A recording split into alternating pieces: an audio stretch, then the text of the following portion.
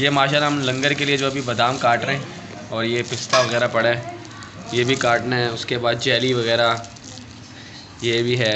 अभी ये माशाल्लाह ये खोपरा वगैरह ये भी डलेगा। अभी बादाम कट रहे हैं।